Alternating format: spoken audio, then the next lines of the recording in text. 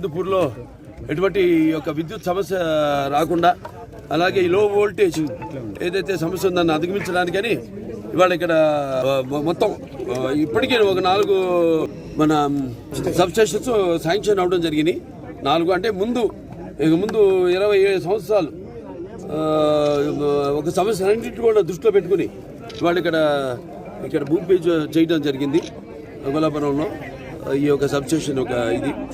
అలాగే ముఖ్యంగా ఏంటంటే అలాగే కేంద్ర ప్రభుత్వం కూడా ఈ యొక్క ఏదైతే ఎవరైతే 200 యూనిట్లు వాడుకుంటున్నారో విద్యుత్ వినియోగదారులు ఎవరైతే ఉన్నారో వాళ్ళందరూ కూడా ఈ యొక్క సోలార్ ప్యానల్స్ ఏదైతే ఉన్నాయో వాటిని కూడా ప్రతి ఇంటికి ఏర్పాటు చేయడం జరుగుతుంది. అంటే దానివల్ల ముఖ్యంగా ఏంటంటే మనకి ఏదైతే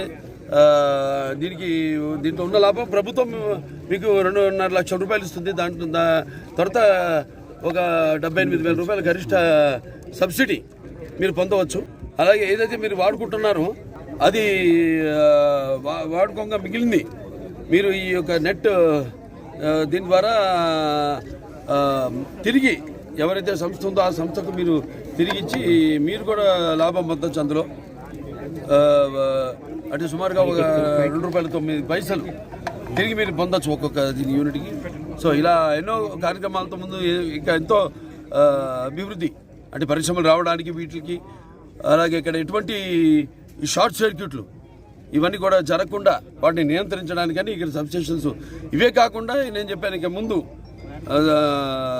భవిష్యత్తులో ఒక 20 సంవత్సరాలు ముందు కూడా సమస్యలన్నింటినీ కూడా అభివృద్ధిని అన్నింటిని కూడా దృష్టిలో పెట్టుకొని ఇంకో 10 సబ్స్టేషన్స్ని మనం తొందరలో ఇక్కడ ప్రారంభించబోతున్నాం చెప్పడానికి ఎంతో ఆనందం.